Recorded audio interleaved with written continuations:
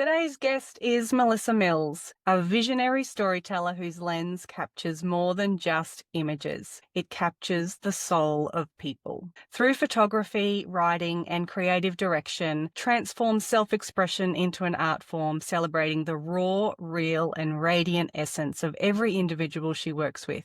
Her mantra, "Your self-expression is my self-obsession," isn't just poetic, it's her professional ethos. Every click is guided by her desire to document the unique mannerisms, subtle nuances, and unfiltered stories that make us distinctively ourselves. Melissa's work is a reminder that authenticity is not something we just find through life. It's something that we deliberately unveil. Whether she's behind the camera or in front of a page or building creative experiences, Melissa's mission is powerful and clear: to honour every story with elegance, intention, and unapologetic truth. Thank you so much for being here, Mel.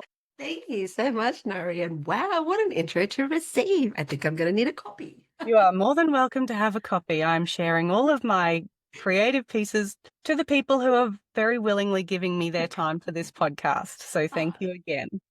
Really excited to be here. Yeah. Well, I have a very interesting first question for you.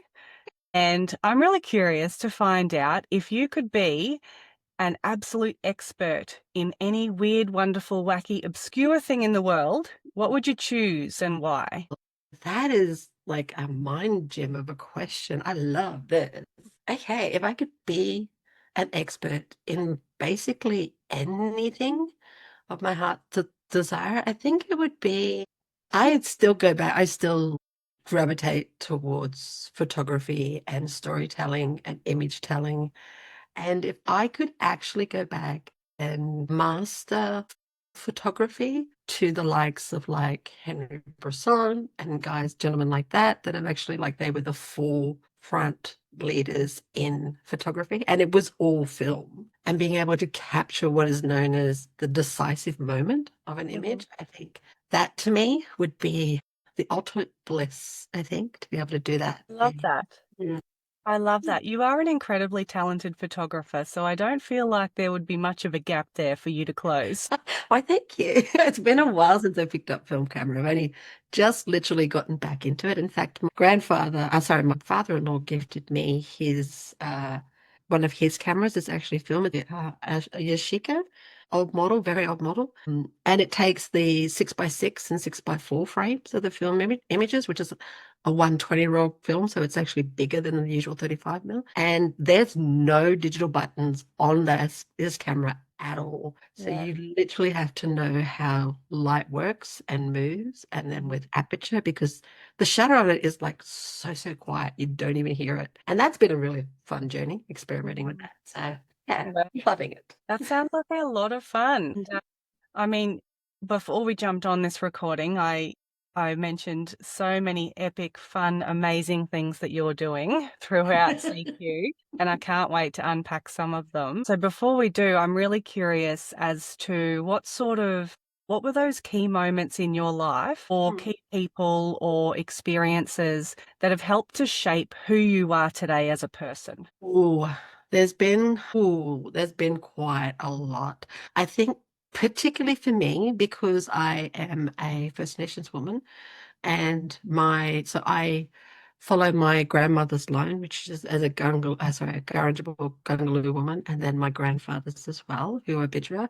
I think the biggest influences in my life have been my elders, my ladies and the gentlemen that sat around kitchen tables making grand, big, visionary ideas for the betterment of their community. And they literally had no money, no idea of what they were doing, except for the fact that they just wanted to change the lives of the peoples in their community. I think they were my thinkers, they were my thought leaders, they were, like I said, my visionaries.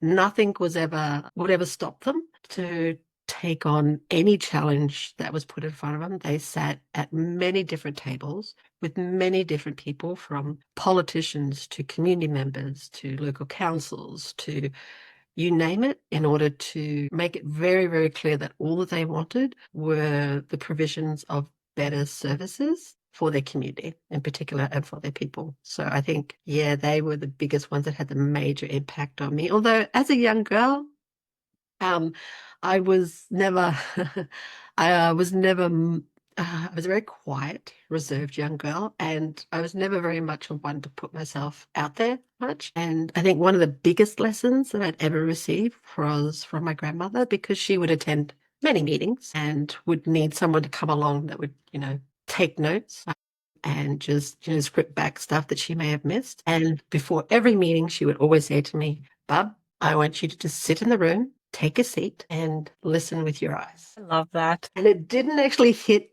like what she was actually meaning until afterwards, Mhm. because as she said, you miss a lot in the people can say things, and what they say compared to their body reaction and how they present themselves could be polar opposites of it. So A very wise woman, your grandmother. yeah, yeah. And it's something I still continue today. So Mm. yeah. Yeah, and that makes a lot of sense because I do know you and we have done a couple of things together, and Yeah. that it explains why it is you are the way that you are and what you've been exposed to throughout your life. And you are a very strong, loud, and proud woman, not a quiet, mousy young girl that you maybe once were. I love your confidence. I love how you inspire people and everybody who walks through your studio as well, and your broader community. So, yeah, your upbringing has definitely set you up for success, essentially, and the rest of us now get to enjoy the full experience of Melissa Mills.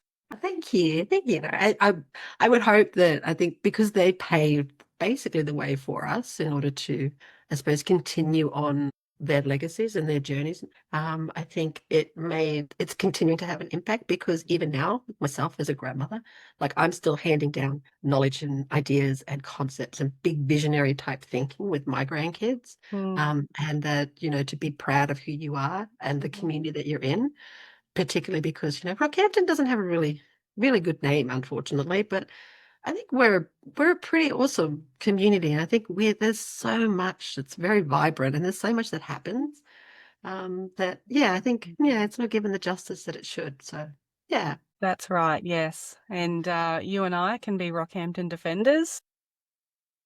yes, big ones. Rockhampton tragics we are. Oh yes, Yeah, proudly. yes, that's it.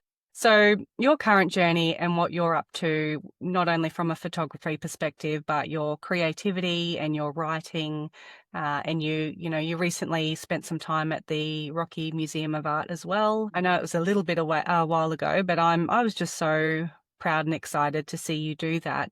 But what's inspired the journey to go down that creative path? So we understand, well, I understand who's influenced you and those key experiences, and, to head fully embracing that creative world and where that's taking you.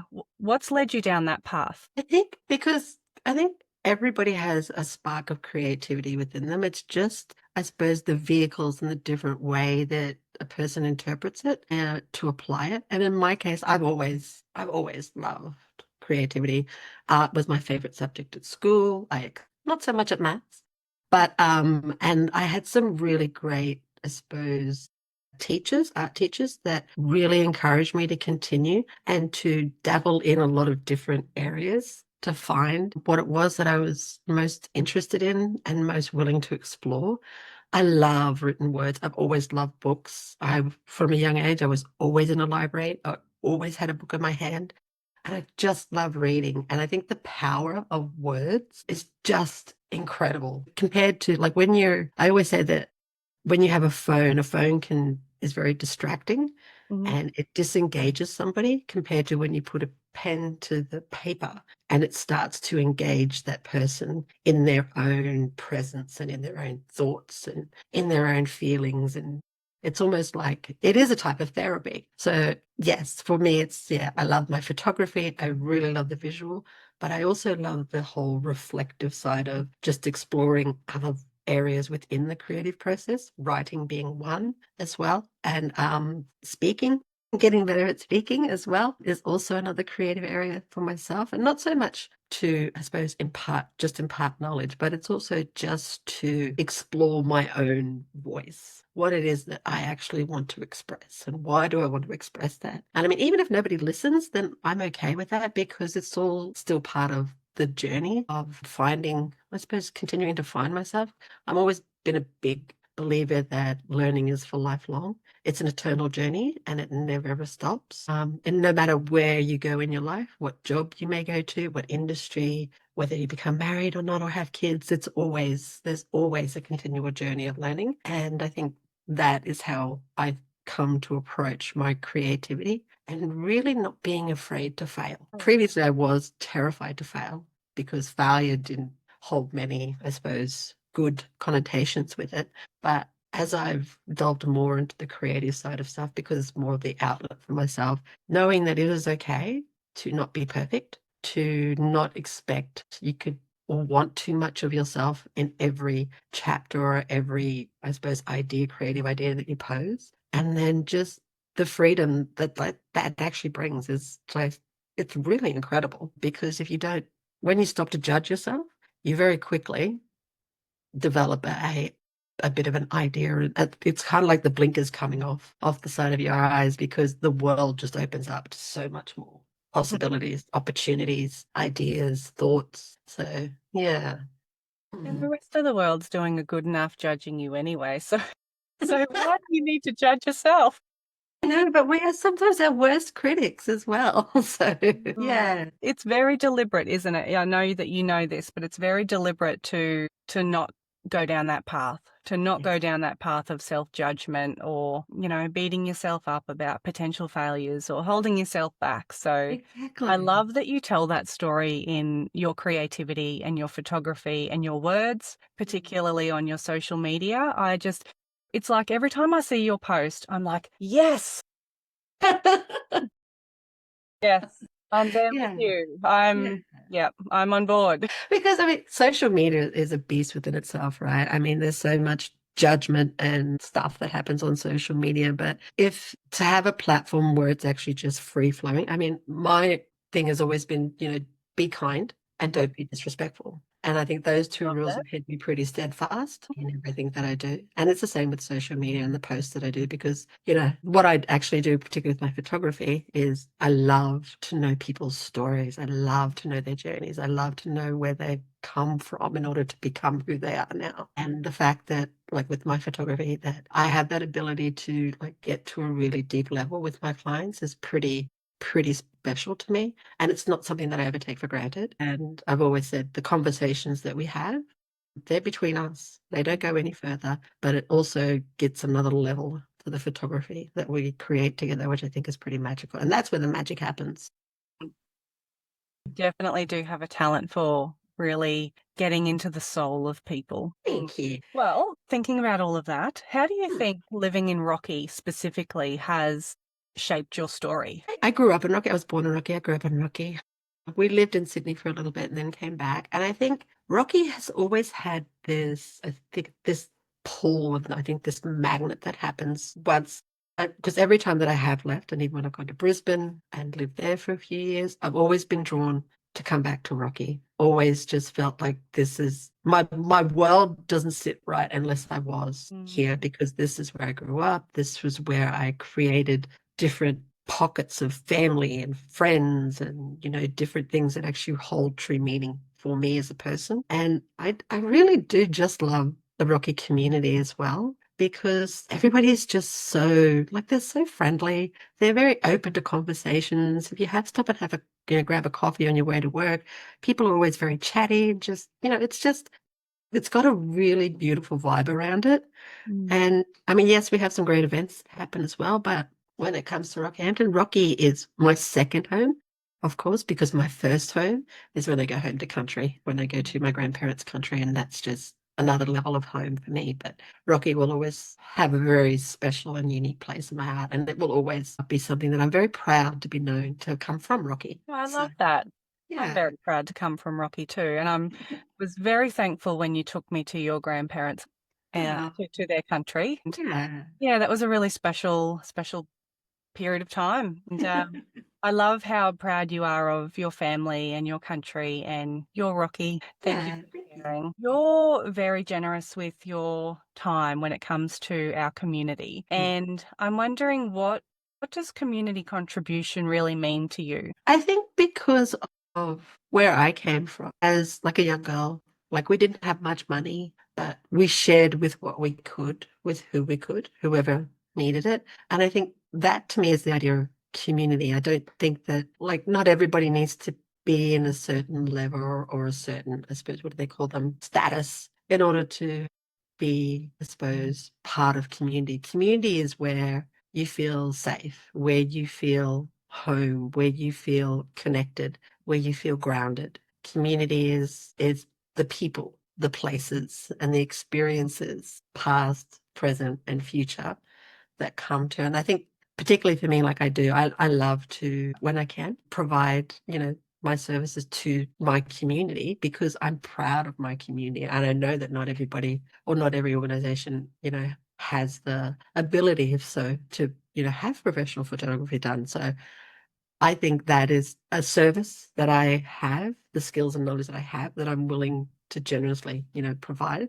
Then I see the exchange happen when I see the interactions that happen with people in front of cameras and when they're all relaxed or, even when they see their photos, because like I said, a lot of people don't actually have never had a professional photograph Mm. done since maybe their wedding.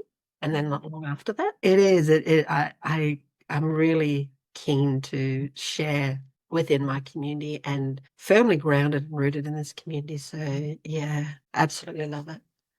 And what I do. And that to me is what community is, feeling grounded, connected. I love that. Such a great summary.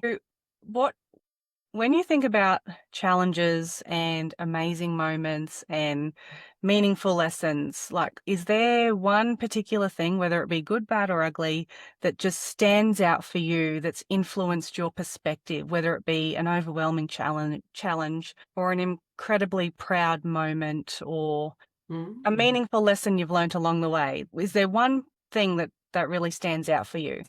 There is. So for myself, I'd left school at grade 9. I never actually finished school. I never graduated. And I had never considered myself to be anybody that would have, I suppose, be able to make it I considered that I would just be like a checkout girl or a checkout chick.